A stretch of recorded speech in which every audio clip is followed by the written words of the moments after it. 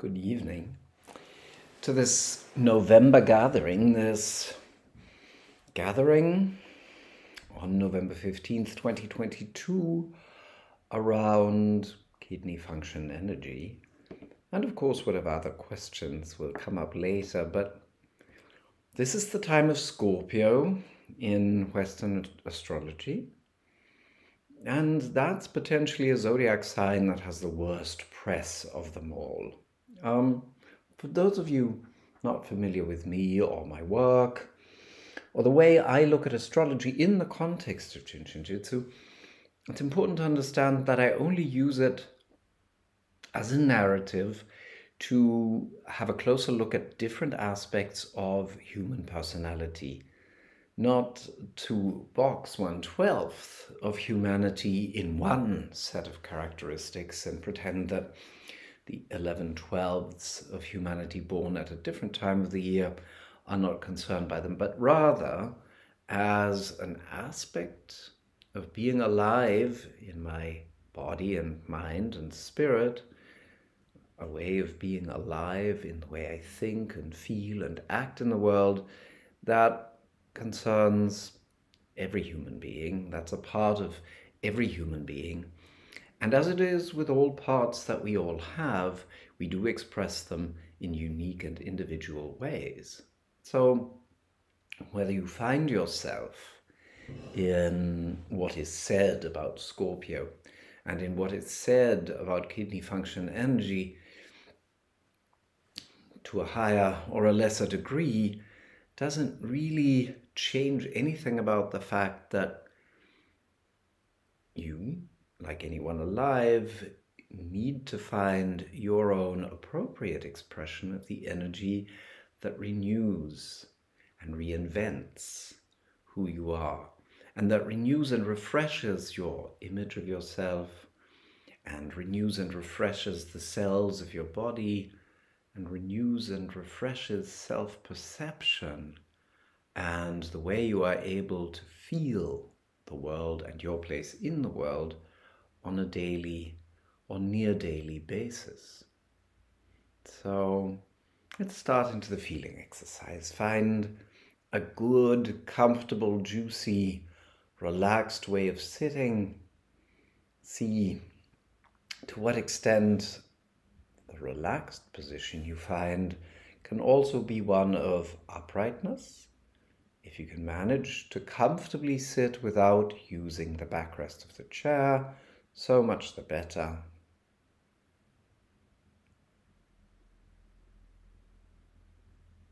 Feel your feet on the ground.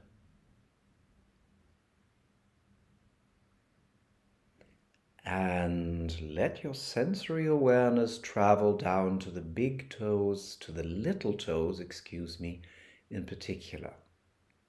The little toes on the outsides of the feet.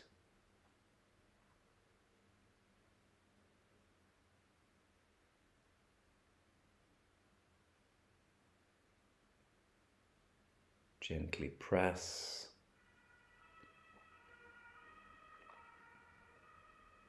The little toe against the floor a few times so you feel it active and alive.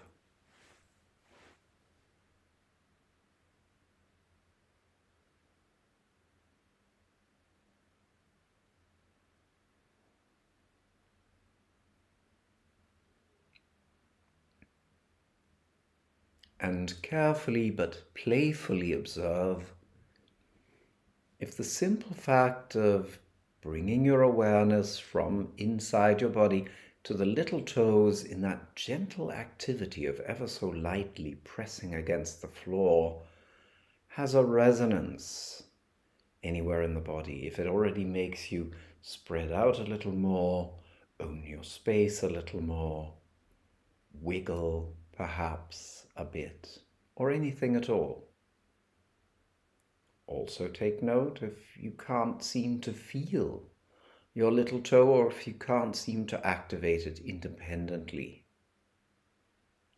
of your other toes and the rest of the foot. Our little toes are made to move independently of the other toes at every step we take. Even if our shoes sometimes make them forget that, our little toes are made for that minute balancing action in each step that we take.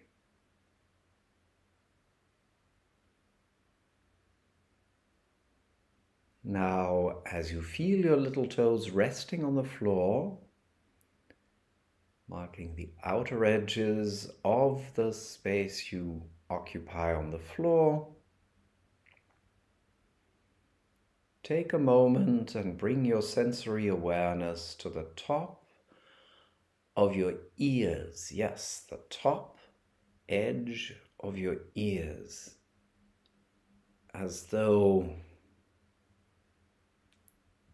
the tops of your ears were very long or big or alive or simply sensitive. You may have images of extraterrestrials depicted with extra long ears, but don't lose yourself in any such visualization. Just playfully feel just how extended and expanded upwards you can feel your actual physical ears when your sensory awareness is there.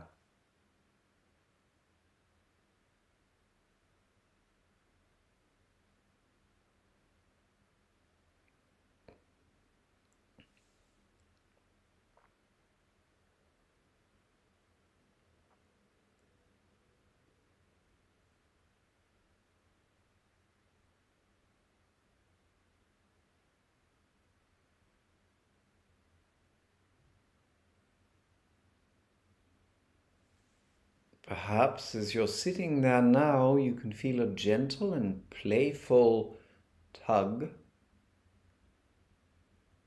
or pull of each of your little toes, inviting you to open up downward and out, and up and out by the ears. A gentle tug up and out, down and out. A playful invitation to open up to the aliveness within and the aliveness without.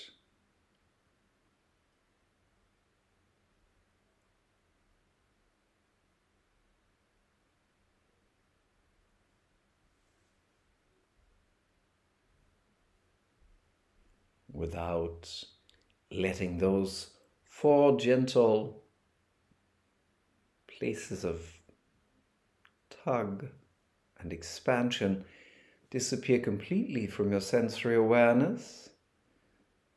Gently gather it in your whole lower abdominal area, not in a point at the center of the X between these 4 points,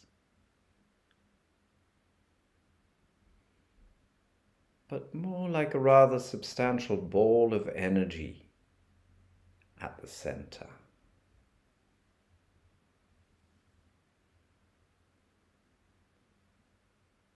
So a gentle and clear sense of aliveness there at the center.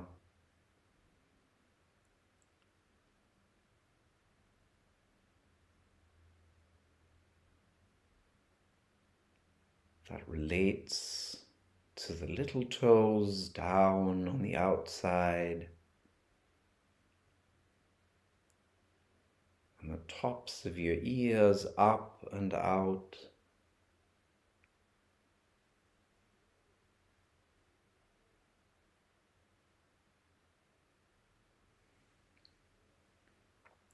And with that all still very active in your sensory awareness, feel your nose from within. Bring your awareness to the area of your nose. Bring it to your sense of smell.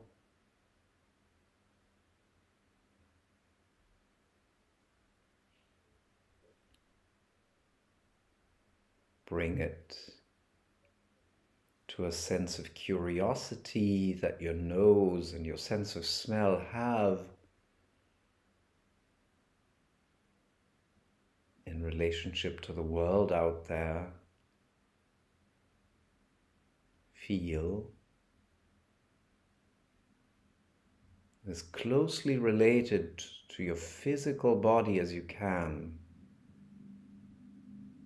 as closely related to your sensory presence in your physical nose and your sense of smell as at all possible.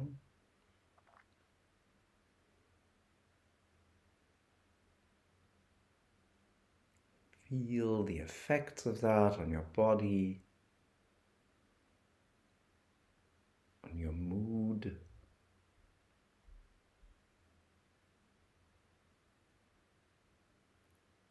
on your level of interest.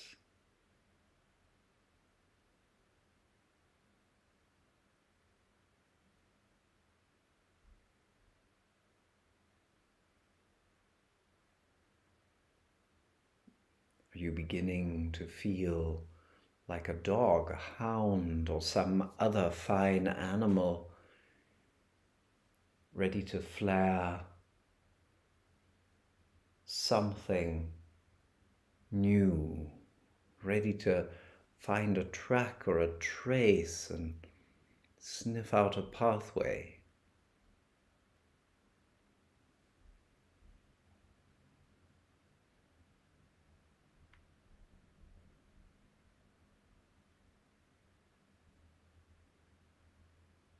From the sense of curious aliveness in your nose, can you return your primary awareness to the lower abdominal area, that ball of energy in the lower belly,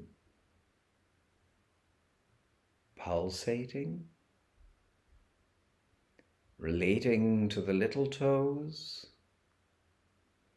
which relate back to the pulsating ball of energy in the lower abdomen, which relate to the aliveness and curiosity of your nose and sense of smell, and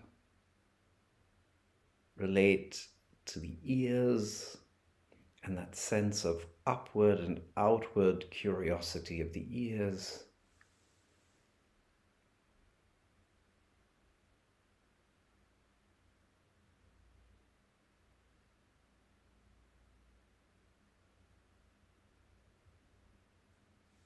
Feel down to the aliveness in the lower belly.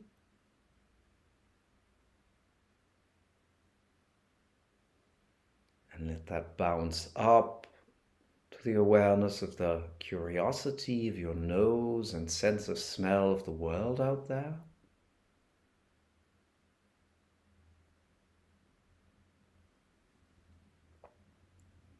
And let that bounce back down to that curiosity for the aliveness in your lower belly.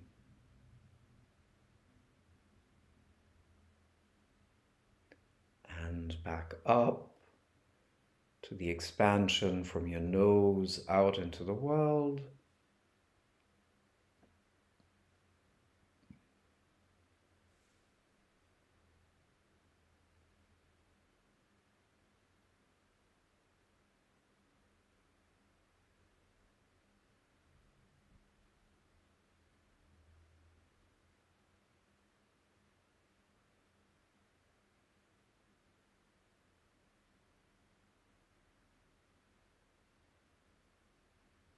Close your eyes if they were open for the next few breaths.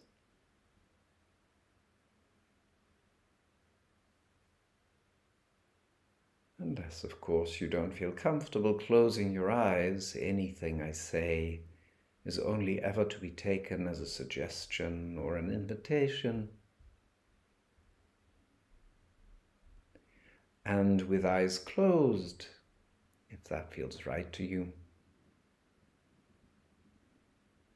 feel for the next few inhalations that you might be drawing something up from the sensors of your little toes, from the roots that your little toes have into the floor, through your legs to that vital pulsation in your lower belly, and up to your nose and nasal passages, and up and out through the ears,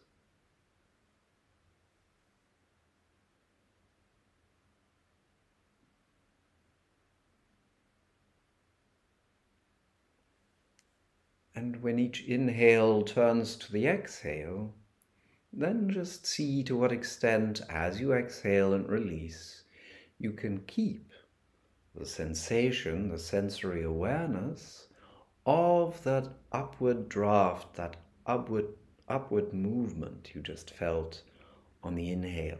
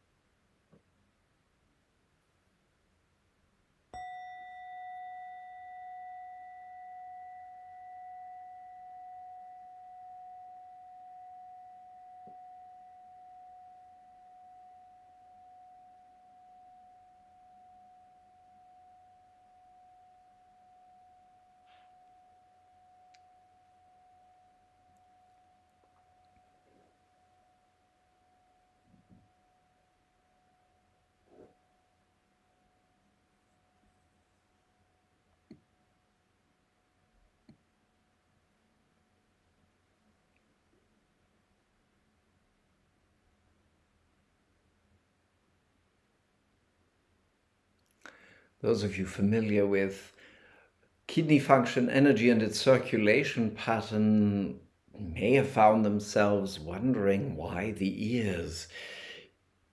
You know, when we do these feeling exercises in these gatherings and Q&As, I don't systematically seek to recreate circulation patterns, but find the moment's approach to feeling a part of the energetic quality of the flow that we're talking about.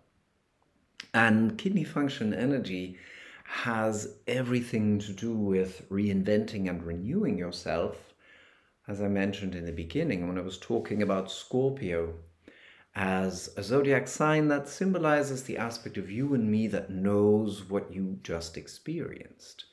That there are worlds down there that have a lot to offer, that when I let it in, echo with the pulsating aliveness in me that feels it's always fully allowed to bring forth new life, new ideas, new cells, new creative projects, and so on and so forth.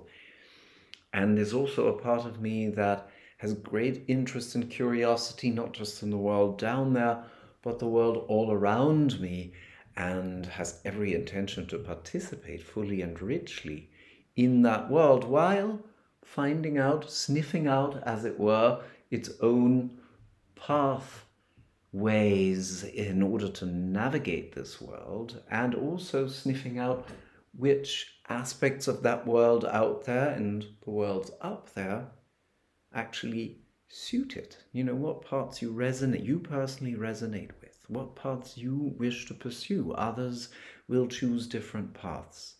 And all of that empowerment of renewal, of reinventing yourself, and of sniffing out your own pathways, your own paths of interest, all of that is contained in the essence of who kidney function energy is and what it brings into your life. So that's just a small part of what we discover in the online study circle each month and how we discover and discuss it in its essence. And it's always an exciting surprise to me what comes up for these feeling meditations each month, or generally quite different from the ones I already offer in the study circle, which would be one video with a feeling exercise where, as long as we're talking about organ function, energy, we travel along sensorially, travel along the flow paths of the organ flows. And then the quiet meditation, the guided meditation, that's an audio, not a video, where the general goal is more to feel the effect that the flow has in your body and in your being when it is in harmony. So that's what you discover there, and then what you discover here is different yet again. So let me get into this month's questions. I'll start with one by Jana. And there's a second one from Jana that comes later, but this one came right after last month's Q&A, where she says, thanks for the reminder that we can ask any kind of question. Here's one about the bladder flow that I had thought too practical to ask, or too technical, perhaps. First time I received that flow, I felt completely relaxed, like in a hot bath. As a practitioner, I hesitate to apply this flow because I don't like to ask a client who's already relaxed to fold their leg so that I can get to their safety energy lock 16. For those of you who may not know number 16, it is located at the outside of the ankle. And what Jana is referring to is that one hand is still at the neck at safety energy lock number 12, and the other hand must reach down to the ankle, to the outside of the ankle, on the opposite side, no less, to the side that you're sitting on. So that difficulty is what Jana is referring to. I don't know how to do it so that both I and the client be at ease in the application of the flow. It's hard for me to hold safety energy locks 12 and 16 at the same time and have a relaxed posture or position. Do you have a suggestion? I absolutely do. And it's a very general suggestion that applies to the application of any flow at all, not just bladder, where you are supposed to hold two safety energy locks that are simply too far apart for you to comfortably hold them together on that person. Say the 4 flow, where you hold number 4 and number 7, so the base of the skull and the big toe, and many other flows that have steps like that. The recommendation is very simply always, when you can no longer stay at the energy lock up there, that you should theoretically still be holding as you reach for the one down there. Could be the other way around. The one down there you should theoretically still be holding as you reach up to the next step. There's nothing wrong with leaving the safety energy lock you have been holding and placing the hand that has to temporarily leave the anchor it's supposed to hold and replace it on one of the safety energy locks of that same flow that you have already held. So, come again. If I am holding 12 and 25 and then I need to go down to 16 at some point, well then letting go of number 12 at the neck and replacing that hand down to, say, number 25 underneath the buttock for as long as I need to be down at the foot is absolutely acceptable. There are other recommendations sometimes given, like holding the finger that corresponds to the safety energy lock you're no longer able to hold. But I find it much more direct, in my experience, to simply hold a safety energy lock I have already held that is part of the same flow. There are some more general recommendations, but this is what I have found works perfectly for me. I know that there's one floating around that Mary supposedly said, use 14 for anything above the waist, and indeed I did hear her say that, but in a very specific context. You know, to use safety energy lock 15, not to replace holding other safety energy locks that are above the waist, but simply to help unburden anything in the body that was above the waist, because 14 opens the waistline. 14 is located under the last rib in the front of the rib cage. And so yes, 14 for anything above the waist was what Mary recommended if you want to generically free any congestion of energy above the waist. I didn't hear her ever say that in reference to holding 14 instead of 12 or instead of 4 or anything like that. So you can pick from any of these recommendations, of course, but you've heard me say what I work with, and it's easy and it applies to everything, and it stays within the coherent logic of the flow that you're working with. Okay, thank you, Tana. There'll be another question later that came in just recently, but on we go with the question that Taj wrote. I'm remembering you answering Karen's question about prostate cancer in September. How useful I found your answer and how grateful I was for her asking. On page 10 of your text for organ function, energy building a life, interplay of the 12 aspects, you reference each of the 3 sets of 4 flows, chest, finger, face, toe as a whole, and how these 3 big groupings relate to safety energy locks 13, 14, and 15, or rather 13, 15, and 14 actually, and surface, deep, and middle function energy. When you write about harmony, and then you write about harmony and encroachment. If I were my usual curious student, I would request an elaboration of what you mean by those 2 words in this context. But this month, my question is more personal. Before I read on and get into Taj's more personal question, which actually does then bring us back to the questions she says she would ask if she were her usual curious student, let me just fill in what Taj has already referred to in this much of her question. Organ function energy runs through the body following a very specific pathway 3 times. It goes out from the chest to the fingers, from the fingers in to the face, from the face down to the toes, and from the toes up to the vital center or chest. So chest, finger, and face and toe flows are the flows that start in the chest, the flows that start in the fingers, the flows that start in the face, and the flows that start in the toes. Chest to finger to face to toe and back up to chest, out to finger, into face, down to toe, up to chest, out to finger, into face, down to toe, and back up. That's the cycle of the 12 organ function energy.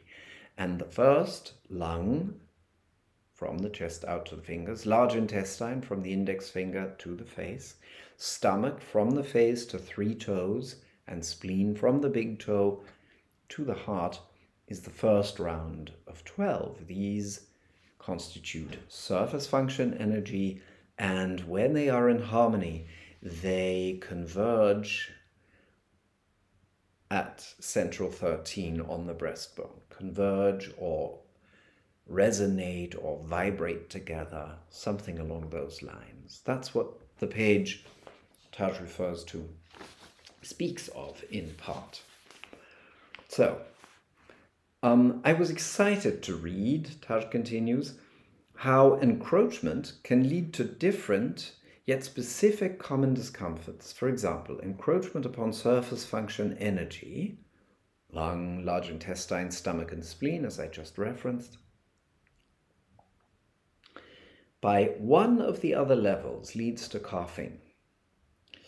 My question is, how can I practically use this information? For 7+ years, I've had a chronic productive cough, which I've been addressing both medically and alternatively. And ever since I've been introduced to Jinshin-jitsu, I'm aware that since crying is my go-to emotion, there could be something up with my lungs from that angle. Recently, I was in an early morning Zoom class, 4 a.m., coughing, coughing, coughing. I did end up holding the beginning holes of the lung flow and found some relief. So your sentence about coughing and the surface function energy, which includes the lungs, gives me hope. However, I don't know what to do next, how to discover the one that is encroaching the jitsu of Jinshin-jitsu. Looking forward to some guidance and direction from you, as always, with much appreciation and gratitude. Taj. P.S. I'm smiling at the coincidence of the timing of my question happening in the month of rejuvenating and reinventing myself. So that past P.S., that P.S. and smile and blink of an eye contains part of your answer. That's very well something you might want to work with, kidney function energy, which greatly helps the immune system, but a general sense of renewal. Let's move on that old subject. But let me get back to the basics, the elements of what we are talking about here and working with. First, the language of encroaching.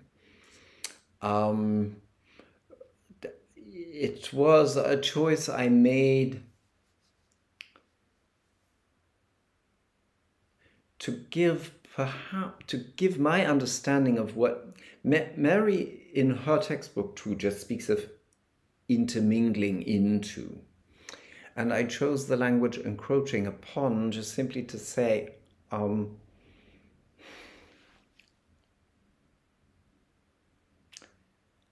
to give a very simple notion of, what kind of a metaphor can I use? Let's say, in a company, the marketing team is interfering with what the, God, I don't work in the corporate world, but just imagine 3 departments in a company that do very different things, but they're working around the same project, same product. So one department designs the product, the other department has to market the product, and the first has to make sure that it is well placed and sells well, or something like that. And if each department does its work well and the communication between the 3 departments works well, then all is well. Of course, if each department has a team of 4 that have very different jobs within the department, but there's still a department, and one person in each department is ill, well, then that's a problem within the department. But if the marketing department is constantly on the case of the design department and takes care of things it shouldn't even be getting into, then that encroaches upon the work of the design department. So I think that metaphor is kind of clear. I could, of course, use a metaphor of, maybe there are 4 people in your family, if the 4 people who live in the apartment next door, but that's a messier metaphor to apply. I like departments within a company because surface function energy, when all works together, has to do with the balance of who you are here. The 13 is not just your chest where the lungs live and coughing occurs. It's also where your 13, your interest in the world, your what have we here, your imagination, your appetite, your desire for something new lives. And the deep function energy, the ones that converge at center 15, between the umbilical and pubic areas, sort of lower abdomen there, 15 area where the deep functions, heart, small intestine, bladder and kidney converge, that area has to do with your 15ness, with your being in the world, with your being fully present to the experience of what's going on right now. So the part of you that carries aspiration and imagines new things and takes you out of what's here right now towards what may come, has a very different job than the department of let's be here fully, let's live this experience deeply and fully. And that department, the 15 department, has a different job yet from the 14 department, where middle flows converge and meet. Diaphragm, umbilicus, gallbladder, and liver function energy, when all is well, converge at the center 14 in the solar plexus area, where the part of you that connects this and that lives, So the 14 area, the department that knows how to digest and process and give words and imagery and strategies, perhaps even, to that which is desired here and to that which is done and lived and experienced here. That connecting and articulating and rotating, that whole purpose of this department's job is to connect the above and the below, the doing and the feeling. And this department is all about visioning and feeling and breathing and pulsating with the life that expresses as desire and expansion. And this pulsates, this down here, the 15 area, pulsates with the life that relates to being here and living actively and with full embodiment. There's so much more to say about this, about these three levels, but does the word encroach make more sense now after I initially gave the example of different departments within a company? Yeah, so your lung function energy, your lung as an organ may be burdened simply because of who lung function is, the Aries aspect of each human being, the aspect that knows that I'm entitled to occupy my space and raise my voice and follow my fire and live my desires. That may just simply be dampened through old conditioning. In that case, it's nobody else encroaching upon it. It's just an old program, perhaps. And there could be just too much thinking and conceptualizing happening, say, on 14 level, or too much physical strain or too much draining of your energy occurring, for example, in kidney function energy. Because kidney function is the function that gets drained most intensely by what other people want from you and by what other people want for you and by any, that sense that your energy is going to other people's needs and desires. So it could be any number of these things. Once you understand that, once you know your teams, 13 or surface, 15 or deep, 14 or middle function energy, and once you know the team players, all 12 of them, you can start to make sense practically.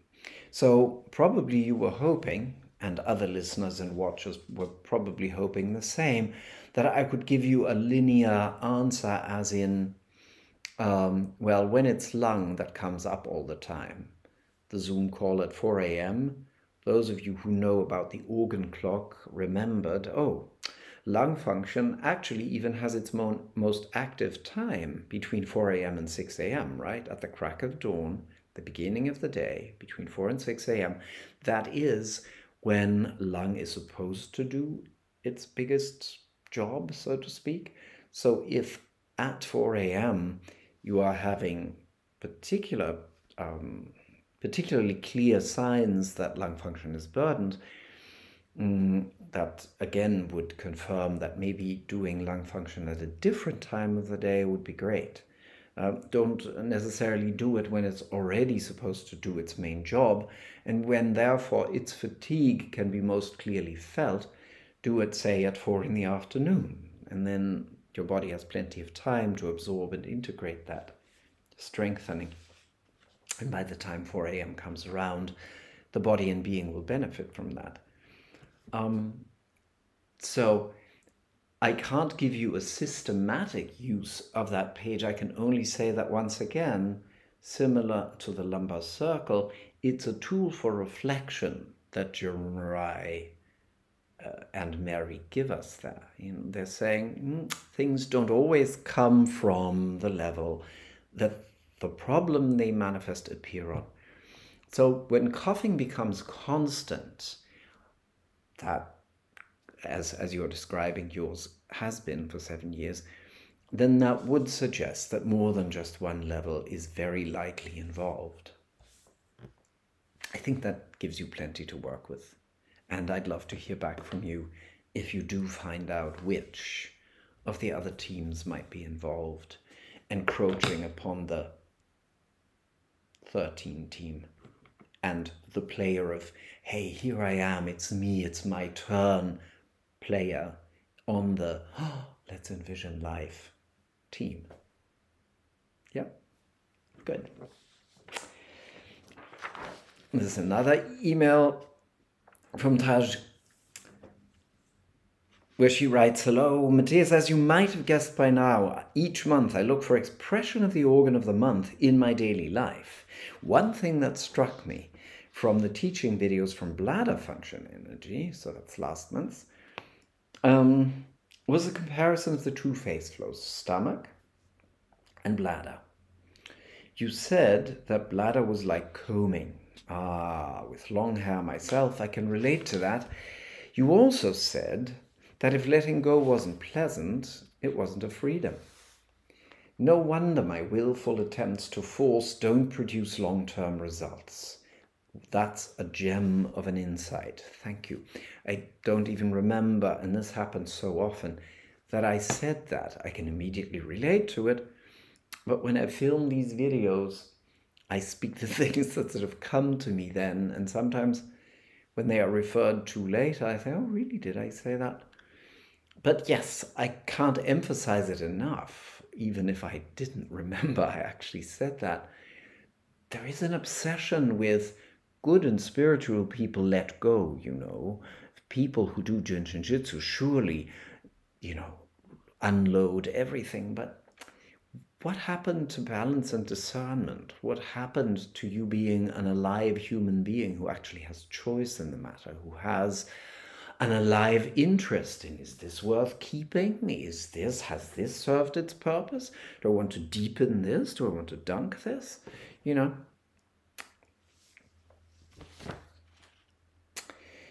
Anyhow, I found myself this month able to comb through stacks and stacks of stuff lying on the floor all around my desk, a visual irritation present in varying degrees for years.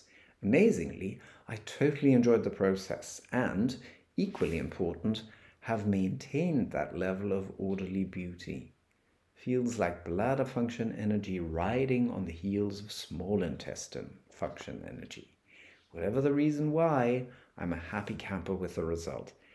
So, those of you who know or remember small intestine function energy, or let me actually start with heart. The second cycle of chest to fingers to face to toes is heart function energy, your Leo aspect, beaming out into the world, feeling that you are the fiery, radiant center of the world as you experience it. Just like anyone else is the radiant, fiery center of the world as they experience it. And from that feeling, from that sense that, hey, I'm actually the center of my universe, as I know you are the center of yours, an interest is born in, what have we here? What's this world that I'm at the center of made up of? What's my world made up of. So the bringing all of this together and laying it all out, and even breaking it all down into small pieces that interest me, is very plausible. And so having all that assembled around me isn't a bad thing until it begins to feel like clutter, literally around my desk or in my head or in my emotions or anything else. So then finding the moment when it's time to unload some of that, and finding the soothing quality that putting stuff away and putting stuff in order and so on produces, is definitely an effect that you can easily associate with Libra. But the lying around bit too. So when you can actually hold that sense of, okay, what's no longer useful can just leave, then that's definitely a very useful next step of balance of that flow. Thank you for sharing that experience, Taj. Next. I'm so glad I asked the question last month about the group of 3 flows from the Self-Help Book 1. Notice I'm avoiding the J word. I can't remember what the J word was, but I'll look it up. With your poetic, expansive, light-filled use of English, they came more alive as a group, their own entity, a sequence of one rising out of the other. Quite a reference point from their place, quite a different reference point, okay. Quite a different reference point from their place in the sequence of the 12 segments in the one energy flow. In my humble opinion, that little vignette is an important teaching module in this course. Thank you again. Yeah, you know, after so many years of being with Self-Help Book 1, one tends to, although one knows better, one tends to assume that everybody understands this, but not everybody does. And I guess I know better than to assume that, because after all, as I keep mentioning every now and then, when I first received Self-Help Book 1 back in 1982, I guess. Yeah, it's been that long. I read it cover to cover in 45 minutes, and I did think, doesn't this woman know how to write, or is she doing this on purpose? May have mentioned that last month. So yeah, after a few years, I realized she was very much doing it on purpose, to speak so simply and so patiently and repetitively, and that she very, very deliberately limited what she included in that book, and never wrote a self-help book that would contain the other 9 organ function energy flows, for very, very, very solid reasons. So any of you that didn't watch last month's Q&A, you can go back to that video if you want to hear more. Next paragraph. I've only just begun your first module from 2019, diving in. For years, I've been doing main central self-help, but,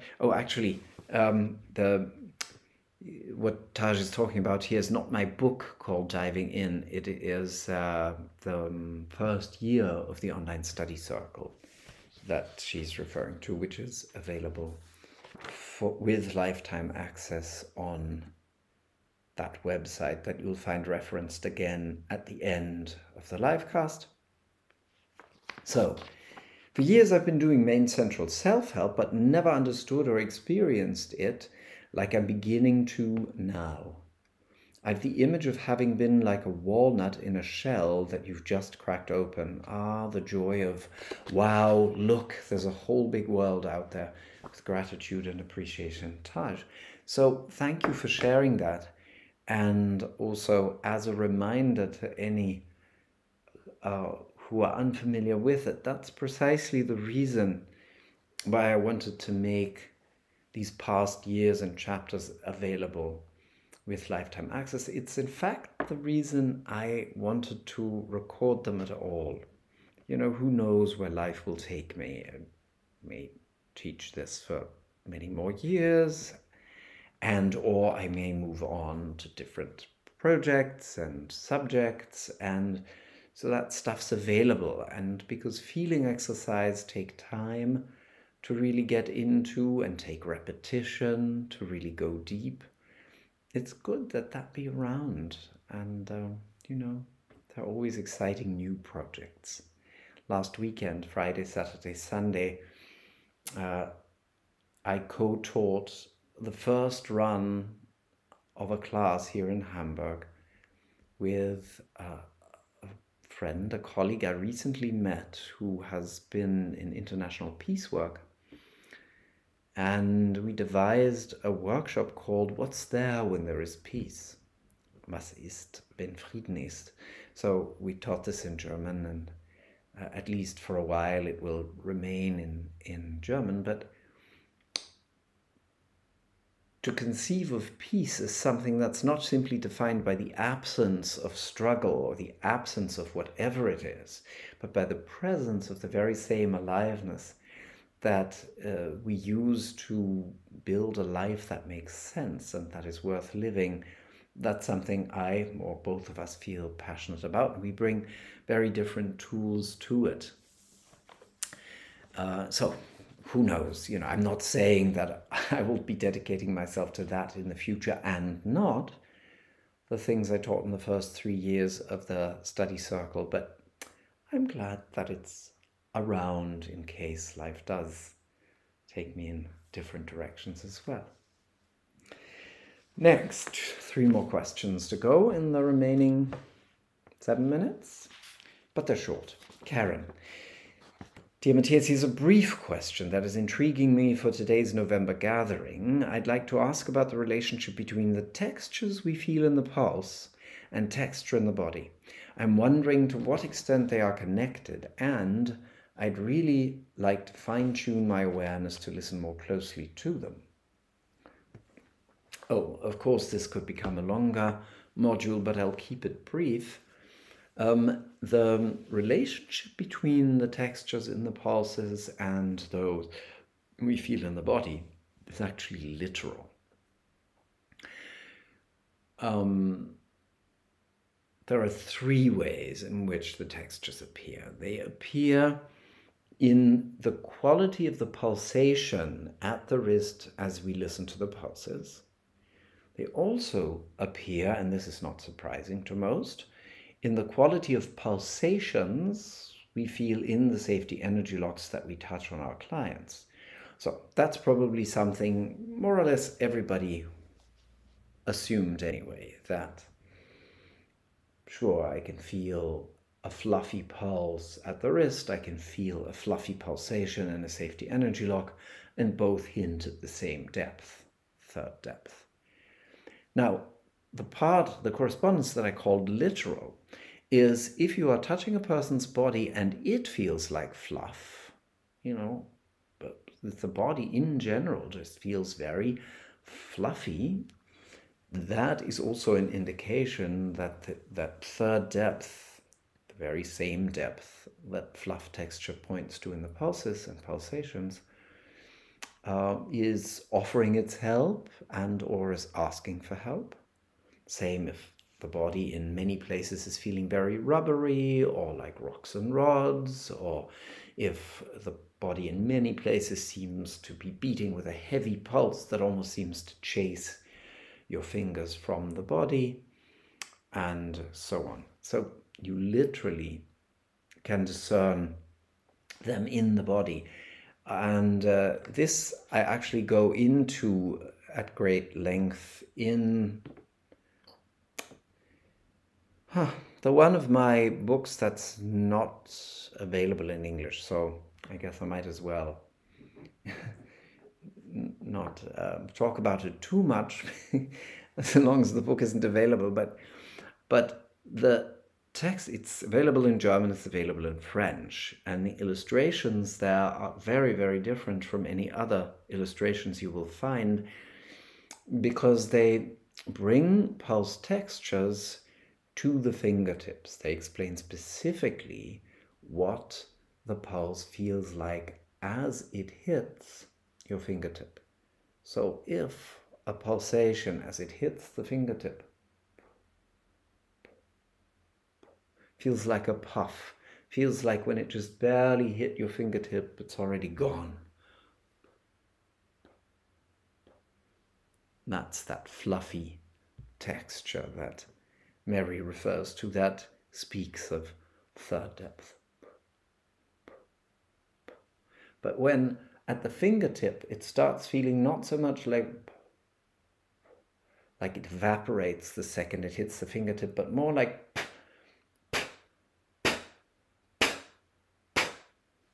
like it's hitting on your fingertip. This could be quiet. It could only be quietly doing this, but the texture, the quality of it would be pungent almost. It's like it's pushing your fingertip back, not like it's evaporating against your fingertip, but quite on the contrary, strongly or softly, ever so slightly or quite decisively, seeming to push your fingertip back. That's that pulse texture, that texture of the pulses and pulsations that Mary refers to as pulse. Yeah, language-wise, that sometimes gets a little confusing. It's actually quite straightforward. And so on. So when at your fingertip it feels like the energy is pulling or cutting or sticky or electrifying, that is that first depth texture at the fingertip. When the pulsation reaches your fingertip and neither pushes it back, nor sticks to it, nor cuts, nor evaporates, that's a second depth texture. When as it hits the fingertip with the previous intensity, but then seems to break apart, not evaporate, but break apart like waves at the ocean would on a rock, that's a fourth depth texture. And when the pulse is just so soft and harmonious that it makes you want to stay a little longer, that is a sixth depth texture. So I hope that gives you something to work with. I'm sure it gives you plenty to work with, actually. And as I said, we can talk about this much, much more. And at another time, we will. This is what we go to in the module 2, the 5 days with the depths. And the book is called Weaving, and as I said, it's not currently available in English. Jana asks the next question. You mentioned in the course that kidney flow might be helpful for sleeping project. Could you elaborate on this, please? Yes. So many of you will be familiar with spleen flow being recommended to help with sleep project because it energizes and calms the nervous system. But kidney, as you found out today, refills your general energy supply. So seemingly paradoxically, often we don't sleep well because we don't have enough energy to do so. We don't have enough energy anymore to shake off what's extraneous and what we don't need. So kidney function gives us back enough of our own vitality and freshness that we can actually have it in us to go and get some deep sleep. It's in that sense that kidney can help with sleep projects. And finally, a question from Anneke. I'm looking forward to listening to you. I've listened to a few of your monthly gatherings and very much appreciate them. I am a Jinshin Jitsu practitioner trained with the Tara approach, and I have a question about shaking hand, tired arms. Could that have to do with old fear, fourth depth, or third depth, or something else? Have you any suggestions for treatment? Many thanks. Yours, Anneke. So, Anneke, not knowing the person and not knowing the situation, it could literally be anything. Old fears, yeah, potentially, but why would it be more in the arms and hands rather than the rest of the body? So shaking and muscle spasms and so on could have to do with a lot being held, not necessarily just fear, also toxins, physical toxins, toxic beliefs, toxic emotions. And it can be quite surprising what all can be toxic, not just the things we think of as toxic. It's enough if we hold a very firm belief, even one we think is spiritual or virtuous or something, if it sits on us rigidly and prevents renewal and rethinking a matter in a lively way, then that turns toxic too. But if it's arms and hands, I would look at so many things. Are the shoulders free? Are large intestine and small intestine okay? Is the 11 free enough? How is the back doing? The upper back? Is there a lot sitting in the back like this? Does the person not have a sense that they can lean into the support the universe offers them?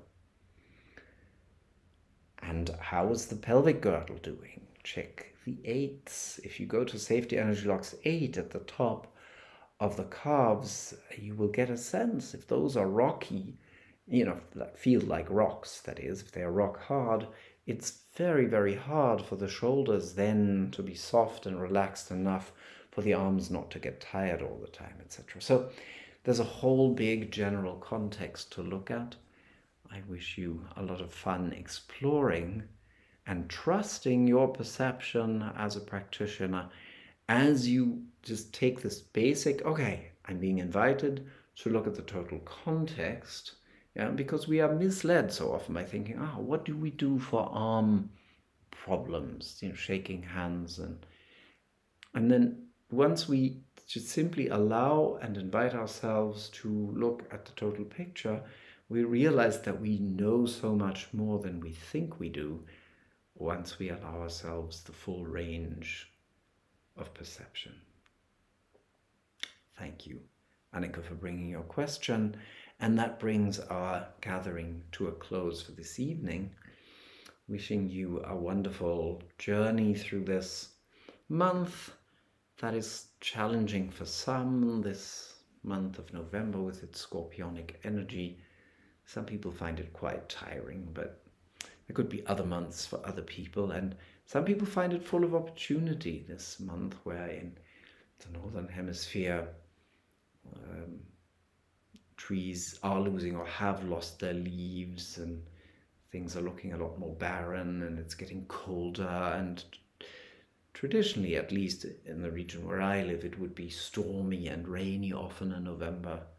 This November has looked more like an October. But anyway, I wish you good use of this time of renewal and this time of something ending so that something new can begin in its own time.